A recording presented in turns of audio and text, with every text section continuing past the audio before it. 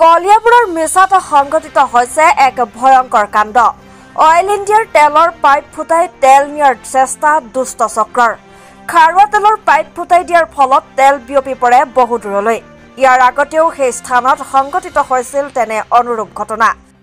নিজ বৰভগীয়া গাঁও পঞ্চায়ত কাৰ্যালয়ৰ পিছফালে সংঘটিত হয় উক্ত ঘটনাটো।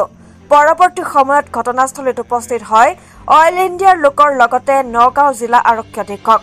News desk report any express.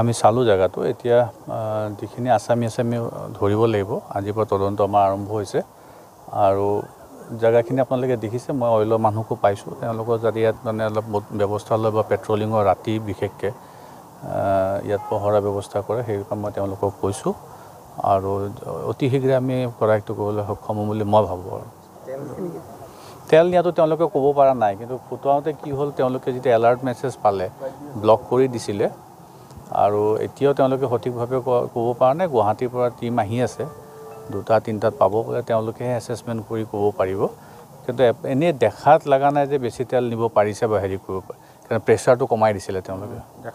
সেইটোতো আমি ৰিকভাৰ কৰিলোঁ, গাড়ী চাড়ী চব পালোঁ, আমি খেদিবলৈ সক্ষম হ'লোঁ। এইটো সেই 19 তাৰিখে হৈছিলে যোৱাবাৰ, এইটো 1 মাহৰ ভিতৰতে আকৌ এটা হৈছে। গতিকে আমি চাম, নিশ্চয় কোনোবা লোকেল মানুহ জড়িত হৈ থাকিব পাৰে। সেইকাৰণে আমি সেইটোৱে সন্দেহ কৰিছোঁ যে নিব পৰা নাই চাগে।